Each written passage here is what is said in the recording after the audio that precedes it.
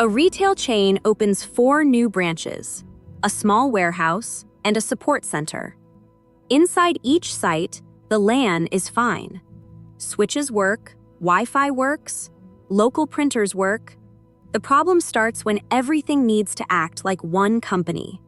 The stores need inventory from the data center. The warehouse needs order updates. Remote users need private access from hotels and home offices. Finance asks for uptime. Security asks what crosses the public internet. Leadership asks the dangerous question: can we just buy the cheapest internet line and call it a WAN? That is the decision this chapter trains you to make. A WAN is not just a long cable. It is the architecture that connects separate LANs across cities, regions, or countries. For CCNA, you need to recognize the trade-offs: leased lines, MPLS, internet access methods, redundant internet designs, and VPNs that make public paths behave like private ones. Start with the clean mental model. A LAN connects local devices inside one site. A WAN connects those LANs across distance. Headquarters, branches, data centers, warehouses, and remote offices become one operational network. From the customer perspective, the service provider network is often a gray box. You do not need to know every provider core detail for CCNA. You do need to know what kind of service you bought, what traffic is private, who handles routing, and where security is required. That practical framing matters. A branch router is not just another router. It is the customer edge. It decides how the local LAN reaches the outside world. On the other side, the provider edge connects customer traffic into the provider network. The WAN design decides whether sites talk through dedicated private circuits, shared provider infrastructure, or encrypted tunnels over the internet. A leased line is the old-school private answer. You rent a dedicated physical connection between 2 sites. The bandwidth is reserved for you. Other customers do not share that link.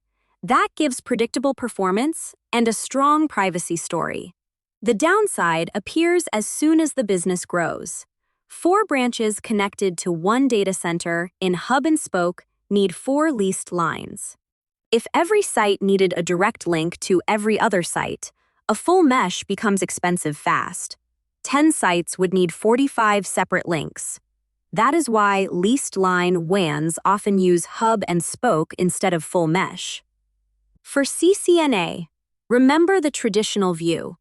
Leased lines are dedicated serial WAN connections. Names like T1, E1, T3, and E3 describe common serial speeds. In modern language, people may use leased line more broadly for dedicated fiber Ethernet. But the exam perspective treats the classic leased line as a private serial connection. MPLS is the provider scale answer. Instead of giving every customer dedicated physical lines everywhere, the provider runs shared infrastructure and keeps customers separated logically. The key trick is the MPLS label. Normal routers forward by looking at destination IP addresses. MPLS routers forward using short labels inserted between Layer 2 and Layer 3 information, which is why MPLS is often called a Layer 2.5 technology. Edge provider routers add and remove labels. Internal provider routers forward labeled traffic across the provider core. Know the router roles. CE means customer edge, the customer router at the site. PE means provider edge, the provider router that connects to the customer and handles labels at the edge. P means provider router, an internal provider router that forwards labeled packets but does not connect directly to the customer. The useful result: multiple customers can use the same provider infrastructure, while their traffic stays isolated in separate VPNs. MPLS VPNs come in 2 exam-friendly flavors. The real decision is simple. Does the provider act like a big switch, or does the provider participate in routing? In an MPLS Layer 2 VPN, the provider network is transparent to the customer edge routers. It behaves like a giant Layer 2 service, connecting customer sites. The customer routers form routing protocol neighbor relationships with each other across the provider network. The customer keeps control of routing. In an MPLS Layer 3 VPN, the provider edge routers do participate in routing.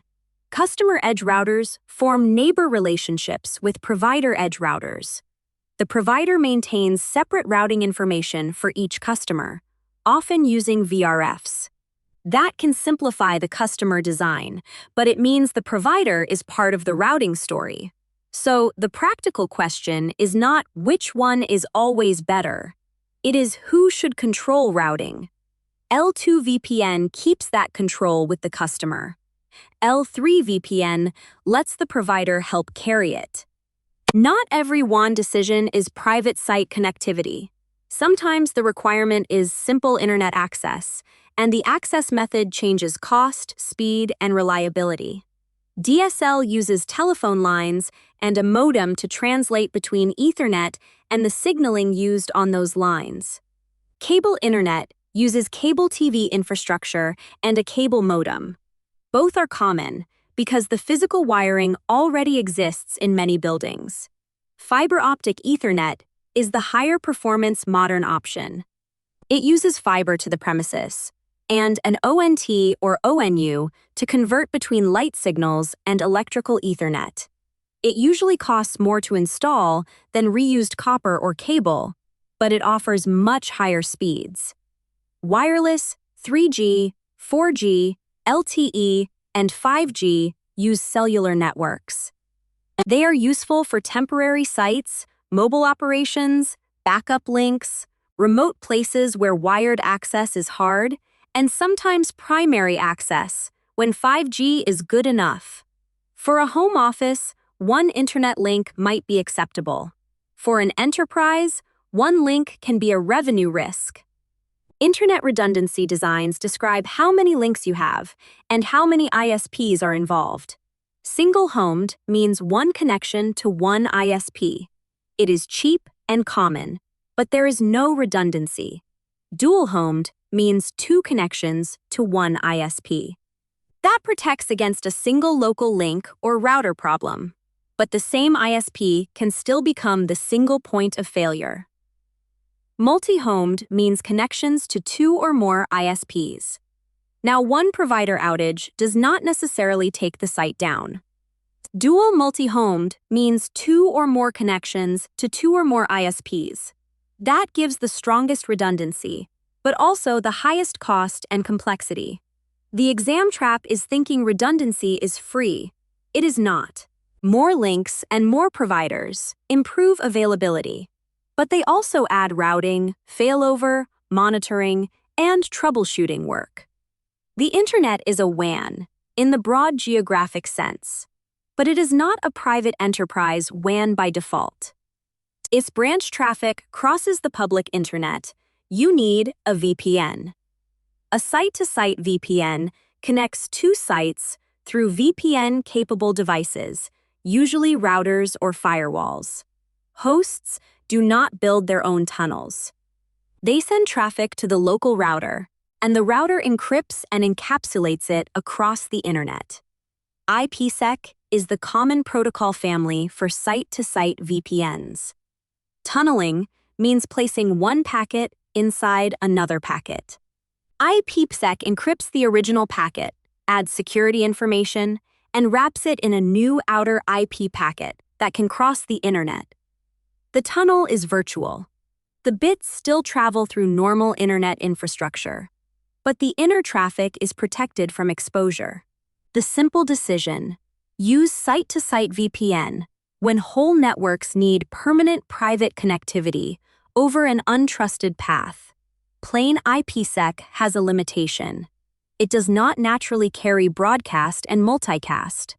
That matters when routing protocols need multicast messages.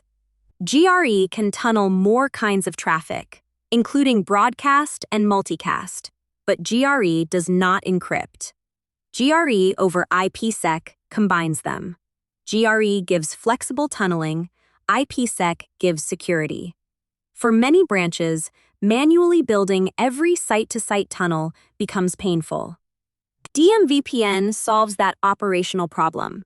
You configure a hub-and-spoke design, and DMVPN helps spokes discover how to build direct tunnels with each other, creating a more full mesh behavior without manually configuring every pair. Remote access VPNs solve a different problem. One user device needs secure access to internal resources.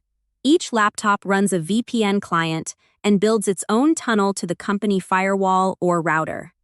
TLS is common for remote access VPNs, and Cisco AnyConnect is the familiar client name. So remember the split.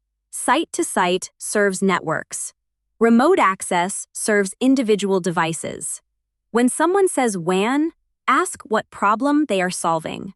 If they need private dedicated bandwidth between sites, a leased line fits the story, but cost and scale are the pain.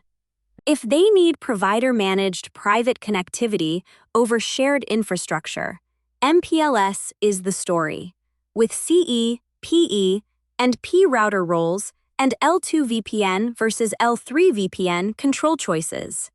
If they need internet access, the options include DSL, cable, fiber Ethernet, and cellular. If they need uptime, the design moves from single-homed toward dual-homed, multi-homed, or dual multi-homed. And if they use the public internet for private communication, VPNs become mandatory. Site-to-site, IPsec connects networks. GRE over IPsec supports routing protocol traffic that needs broadcast or multicast behavior. DMVPN reduces the pain of many tunnels. Remote access VPNs connect individual users with TLS or IPsec. The CCNA skill is not reciting every acronym. It is hearing a business problem and choosing the WAN architecture that matches the risk, cost, routing control, and security requirement.